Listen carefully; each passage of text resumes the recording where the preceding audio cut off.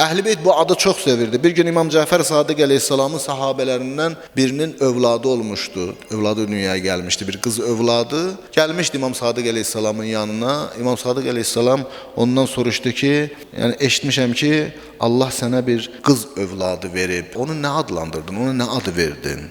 Həmin sahabe dedi ki, Peyğəmbər övladı, səmməytuha Fatimə. Onu Fatimə adlandırdım. Dedi, İmam Sadiq əleyhissalam yarı təəccüb və yarı heyrətlə bu söz dedi ki, Fatimə, yəni Fatimə adlandırdın. Sonra da Salamullah aləl Fatimə. Allahın salamı olsun Fatiməyə. Deyir, madam ki, sən onu Fatimə adlandırmısan, onu heç zaman vurma ginən, incitmə ginən, ona təhqir edici sözlər demə ginən, həmişə hörmətlə yanaş ona.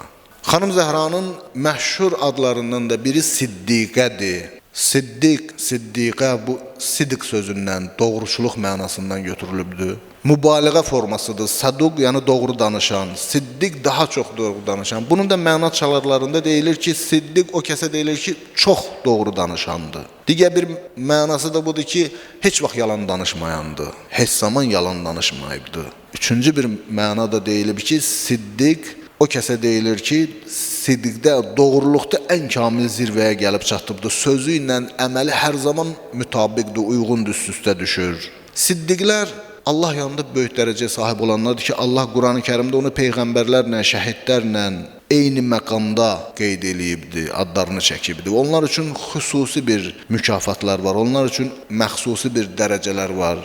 Nisa surəsi 69-cu ayədə Allah buyurur ki, o kəs ki Allaha və Rəsula itaət eləyə, onlar o kəslərdir ki, Allah onlara nemət bəxş edibdir, nemət veribdir. Kimlərdir onlar? Peyğəmbərlərdən, siddiqlərdən, şəhidlərdən və əməli salihlərdəndir. Və onlar ən gözəl yoldaşlardır. Nemət verilmiş insanlar bunlardır. Biz ki, Fatihə surəsinin namazda ki, oxuyuruq, ehtinas sıratal müstəqim, sıratəl-ləzine ən'amtə aleyhim. İlahi, biz o kəslərin yoluna yönəlt ki, onlara sən nemət bəxş etmişsən. Kimlərdir onlar? Bax, onlar Allahın peyğəmbərləridir, siddiqlərdir, şəhidlərdir, əməli salih insanlardır. Ki, xanım Zəhra salamullah aleyha da həmin siddiqlərdəndir. Bəzən insan görürsən, Allahın kitablarını, səmavi kitabları, şəriətin hökmlərini təsdiqləyir, dillə təsdiqləyir, amma əməldə buna müxalif çıxır. Allahın varlığını təsdiqləyir, bilir ki, Allah hər zaman hər şeydən xəbərdardır. Biz hər zaman Allahın huzurundayıq, dillə bunu təsdiqləyirik, buna iman gətiririk. Amma bəzən neyinirik? Günah eləyirik. Bu təsdiqlədiyimizi əməlimizlə sanki inkar etmiş oluruq. Və yaxud insan bilir ki, onun öhdəsində məsələn zəkat var, xumus var. Amma neynir? Vermir bunu.